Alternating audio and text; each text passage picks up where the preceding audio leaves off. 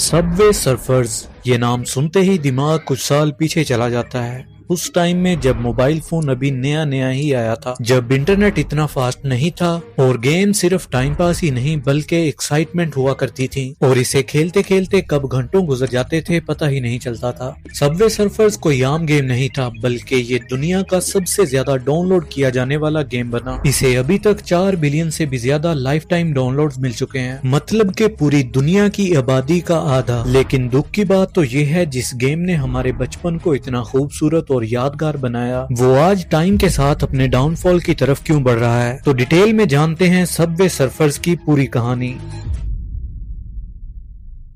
तो इस गेम की शुरुआत किसी बड़ी कंपनी या हैवी फंडिंग से शुरू नहीं होती। इस गेम की शुरुआत होती है दो दोस्तों से जो गेम से नहीं बल्कि एनिमेशन की दुनिया से आते थे। एक्चुअली में डेनमार्क में एक द एनिमेशन वर्कशॉप के नाम से एनिमेशन स्कूल था, जहाँ पे ये दोनों स्टूडेंट्स आपस में मिलते हैं और इनमें गहरी दोस्ती हो जाती है। दोनों को उस टाइम पे गेम बनाने से ज्यादा एनिमेशन और विजुअल स्टोरी टेलिंग में इंटरेस्ट था, इसीलिए इन्होंने 2009 में अपने दो क्लासमेट्स के साथ मिलकर एक शॉर्ट एनिमेटेड फिल्म बनाई जिसका नाम था ट्रेन बॉम्बिंग। इस गेम में एक young graphic artist Subway yard में ट्रेन पर पेंट करता है कि तभी एक इंस्पेक्टर और उसका डॉग उसे पकड़ने के लिए पहुंच जाते हैं। ये शॉर्ट फिल्म कई सारे अवार्ड जीतती है और इसे काफी अप्रिशिएट किया जाता है। यहीं से इन दोनों दोस्तों के दिमाग में एक आइडिया आता है कि अगर लोग इस पकड़म पकड़ाई को स्क्रीन पर इतना ज्यादा पसंद कर रहे हैं तो क्यों ना इस पर एक मोबाइल गेम ही बनाया जाए। दोनों को ये आइडिया काफी एक्साइटिंग लगता है और इसी तरह ये दोनों एनिमेशन की दुनिया से निकलकर गेमिंग की दुनिया में कदम बढ़ा लेते हैं। सबसे पहले साल 2010 में ये दोनों मिलकर एक छोटी सी कंपनी बनाते हैं जिसका नाम ये दोनों अपने शुरुआती नामों को मिलाकर SYBO गेम्स रखते हैं। लेकिन शुरुआत में ना तो इनके पास बड़ा ऑफिस था, ना बड़ी टीम और ना ही मोबाइल गेमिंग का कोई एक्सपीरियंस।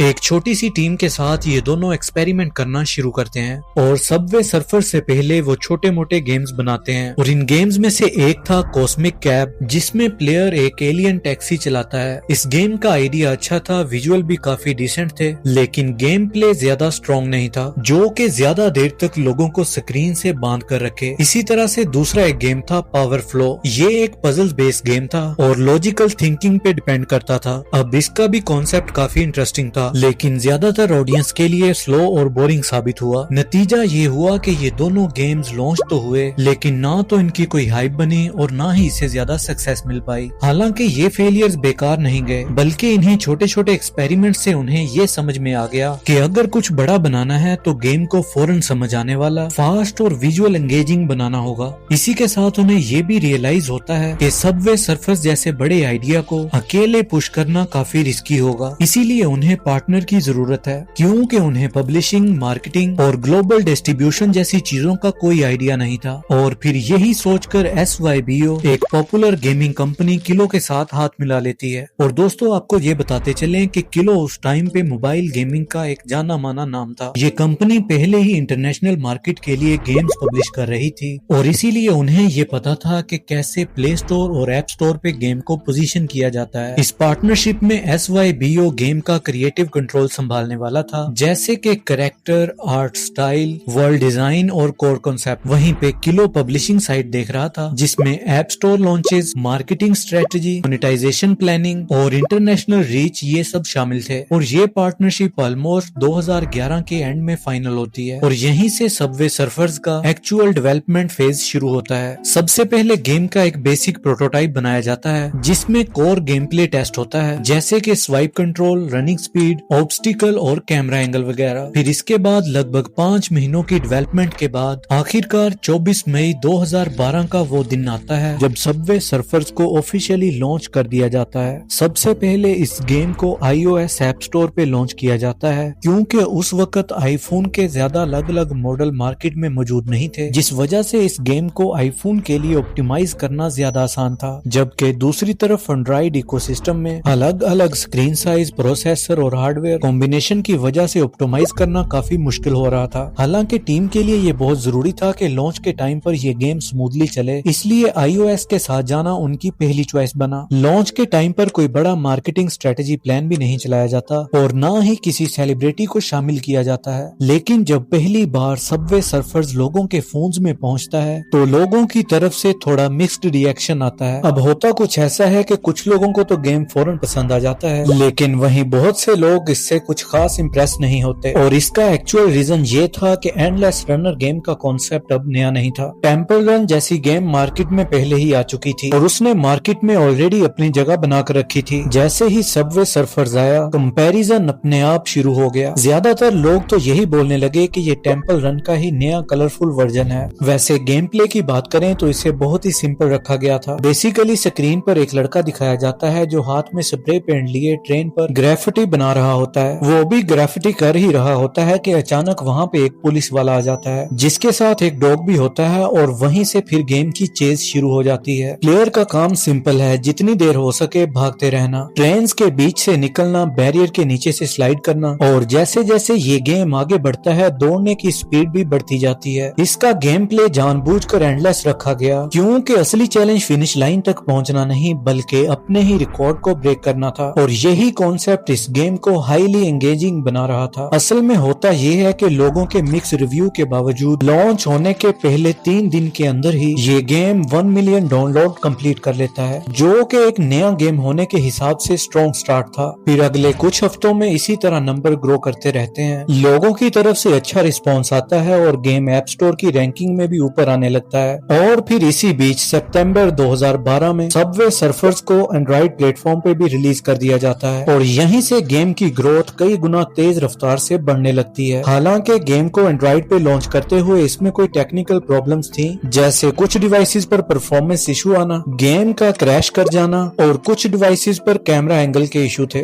लेकिन इसके बावजूद सिर्फ 8 महीनों के अंदर सबवे सर्फर्स 100 मिलियन डाउनलोड्स का माइलस्टोन अचीव कर लेता है और इसकी ग्रोथ का सबसे बड़ा रीजन ये था कि क्रिएटर्स ने किसी भी फीडबैक को इग्नोर नहीं किया था। गेम में जो भी कमियां थी उसे हाथों हाथ फिक्स कर लिया गया, जिससे लोगों का एक्सपीरियंस खराब नहीं हुआ। हालांकि टेम्पल रन के साथ इसका कंपैरिजन अब भी होता था, लेकिन अब टोन बदलने लगी थी। लोग अब ये कहने लगे थे कि दोनों गेम अलग अलग फील देती हैं। लेकिन जैसे जैसे सबवे सर्फर्स के डाउनलोड बढ़े वैसे ही इसे एक कंट्रोवर्सी ने घेर लिया। असल में इसके गेम प्ले कॉन्सेप्ट को लेकर इंटरनेट पर एक अलग ही कहानी फैलने लगी कि क्रिएटर का बेटा ट्रेन सर्फिंग करते हुए मर गया था, इसीलिए ये गेम उसकी याद में बनाया गया है। ये स्टोरी इमोशनल थी, शॉकिंग थी और इसी वजह से लोगों ने भी इसे सच मान लिया। लेकिन हकीकत इससे बिल्कुल अलग थी। असल में सबवे सर्फर्स का किसी भी रियल डेथ या ट्रेजेडी से कुछ भी लेना देना नहीं था। लेकिन ये बात इतनी ज्यादा आगे बढ़ गई थी कि गेम के क्रिएटर ने खुद क्लियर किया कि ये सिर्फ एक मिथ है। उन्होंने कहा कि Subway surfer street culture, graffiti, skateboard, fashion और म्यूजिक से इंस्पायर है, ना कि किसी पर्सनल लॉ से।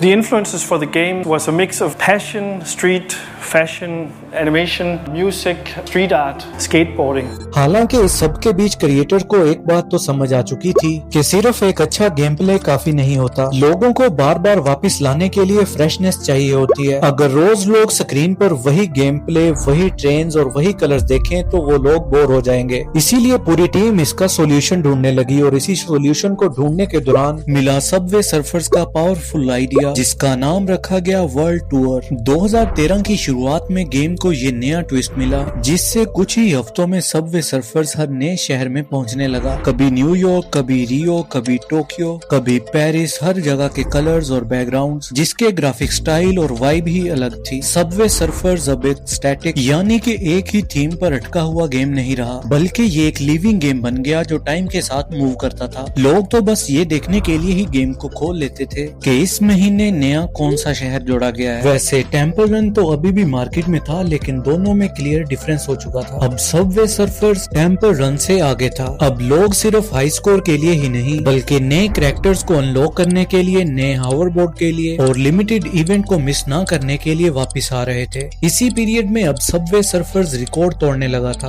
और इसने एक ऐसा रिकॉर्ड बनाया जो कि उस टाइम पे किसी ने भी इमेजिन नहीं किया था। ये गूगल प्ले स्टोर पर 1 बिलियन क्रॉस करने वाला पहला गेम बन चुका था। ये सिर्फ एक नंबर नहीं था बल्कि बल्कि ये एक प्रूफ था कि ये गेम दुनिया के हर कोने में पहुंच चुका है। 2010 से 2020 तक का रिकॉर्ड देखा जाए तो सबवे सर्फर्स दुनिया का सबसे ज्यादा डाउनलोड किया जाने वाला गेम बन चुका था। कैंडी क्रश, एंग्री बर्ड और पोकेमॉन गो सब पीछे रह गए थे। और दोस्तों, इसके डाउनलोड्स अभी यहीं पर नहीं रुके। 1 बिलियन से 2 बिलियन, 2 बिलियन से 4 बिलियन तक लाइफ टाइम डाउनलोड रिकॉर्ड बना चुकी है। और देखा जाए तो ये लगभग आधी दुनिया की पॉपुलेशन के बराबर बनता है। और इस गेम की सक्सेस सिर्फ इनके नंबर्स तक ही लिमिटेड नहीं थी। सबवे सर्फर्स अब एक ब्रांड बन चुका था। इस गेम के कैरेक्टर जैक, ट्रिकी और फ्रेश को लोग जानने लगे थे। और दोस्तों, इस गेम की पॉपुलैरिटी का अंदाजा आप इस बात से लगा सकते हैं कि YouTube पर इसकी एक एनिमेशन सीरीज भी लॉन्च की गई थी। इस सीरीज में जैक, ट्रिकी और फ्रेश को फ्रेंड्स के रूप में प्रेजेंट किया गया, जिनकी अपनी बॉन्डिंग है, अपनी छोटी सी दुनिया, जिसमें ये सारे कैरेक्टर अपनी प्रॉब्लम्स को एक दूसरे के साथ मिलकर सॉल्व करते हैं। YouTube पे सबवे सर्फर्स दी एनिमेटेड सीरीज के नाम पे मौजूद है, जिस पर 36 मिलियन से भी ज्यादा व्यूज हैं। लेकिन इस सब के बीच मन में एक सवाल भी उठता है कि मार्केट में तो इसके जैसे लाखों गेम थे, जैसे रेल रन और सोनिक डैश जैसे गेम, लेकिन सबवे सर्फर्स ही इतना कामयाब क्यों हुआ? दरअसल सबवे सर्फर्स की सक्सेस के पीछे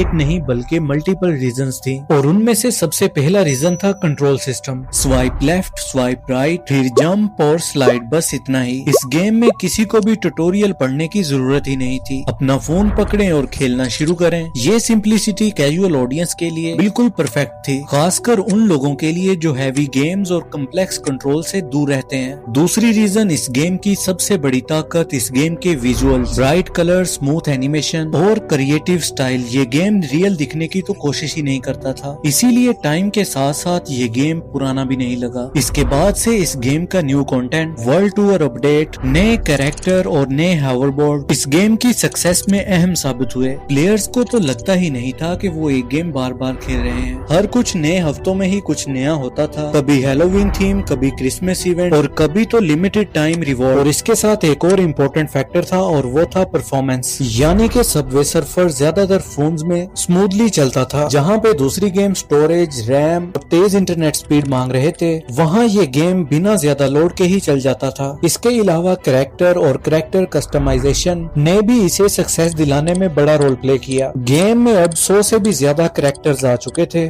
ऐसे में लोग सिर्फ स्कोर के लिए नहीं बल्कि अपने फेवरेट कैरेक्टर को अनलॉक करने के लिए भी खेलते थे। और फिर इन सभी स्ट्रेटेजी का नतीजा ये हुआ कि सबवे सर्फर सिर्फ एक फेज का ही गेम नहीं बना। जनरेशन चेंज हुई, फोन्स बदल गए, लेकिन ये गेम चलता ही रहा। लेकिन दुनिया में हर चीज ऊपर को ही नहीं जाती रहती। हर चीज की ग्रोथ का एक पॉइंट ऐसा होता है जहाँ पे रफ्तार धीरे धीरे कम होने लगती है। और सबवे सर्फर्स का भी अब वही फेज आने वाला था, क्योंकि इसकी कामयाबी अब अपने सैचुरेशन पॉइंट पे पहुंच चुकी थी। अगर डाटा की बात करें तो सबवे सर्फर्स 2017-18 तक अपनी हिस्टोरिक ग्रोथ तक पहुंच चुका था। ये वही वक्त था जब हर साल 200 से 300 मिलियन लोग इस गेम को इंस्टॉल कर रहे थे। और इंडस्ट्री डेटा ने ऑफिशियल डिक्लेयर कर दिया था कि सबवे सर्फर्स ऑफिशियली डिकेड का सबसे ज्यादा डाउनलोड किया जाने वाला गेम बन चुका है। बाहर से देखने पर ऐसा लग रहा था कि ये गेम शायद कभी स्लो नहीं होगा, लेकिन यहीं से पैटर्न बदलने लगता है और 2019 के बाद ये फिगर्स ग्रो करना बंद कर देते हैं।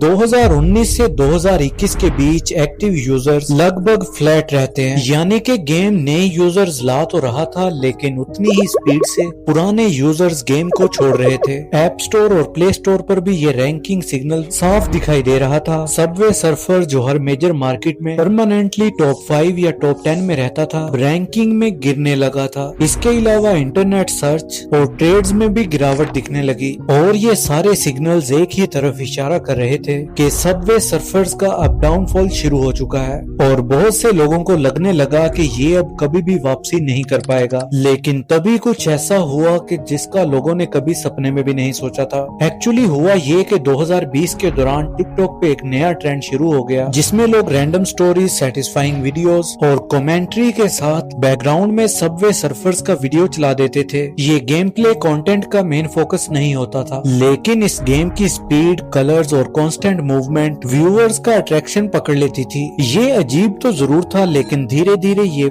ट्रेंड पूरी दुनिया में वायरल हो गया। इस ट्रेंड का फायदा ये हुआ कि जिस जनरेशन ने कभी सबवे सर्फर्स को खेला नहीं था, वो भी अचानक इसे खेलने और डाउनलोड करने लगी। और साथ ही जो लोग इसे भूल चुके थे, उनकी भी इस ट्रेंड की वजह से याद ताजा हो गई और वो दोबारा इस गेम को खेलने लगे। इस बीच यूट्यूबर और स्ट्रीमर्स का भी बहुत अहम रोल रहा, जहाँ पे बहुत सारे क्रिएटर्स ने सबवे सर्फर्स को स्ट्रीम किया। लॉकडाउन के टाइम पर भी इस गेम को बड़ा बढ़ावा मिला। लोग अपने अपने घरों में थे, फोन यूजेज बढ़ चुका था और स्ट्रेस फ्री गेमिंग की डिमांड फिर से वापस आ गई थी। ऐसे में सबवे सर्फर्स इस मूवमेंट के लिए बिल्कुल परफेक्ट था। इस सब का इम्पैक्ट ये हुआ कि डाउनलोड वापस से बढ़ने लगे और रैंकिंग में गेम का नाम एक बार फिर से ऊपर दिखने लगा। लेकिन इसके कुछ अर्सा बाद 2022 में एक फेमस गेमिंग कंपनी मिनीक्लिप SYBO को एक्वायर कर लेती है। लेकिन दोस्तों, सोशल मीडिया के ट्रेंड से आई ये वेव जो कि टेम्परेरी थी और लंबे टाइम तक ना टिक सकी, क्योंकि 2024 के एंड तक मंथली एक्टिव यूजर्स 90 मिलियन से नीचे आ चुके थे और अभी हाल फिलहाल के डेटा के मुताबिक 50 to 60 मिलियन के करीब है, जो कि हर महीने कम होता जा रहा है। तो इसका मतलब साफ है कि अपनी पीक के कंपैरिजन में सबवे सर्फर्स ने लगभग 125 मिलियन एक्टिव यूजर्स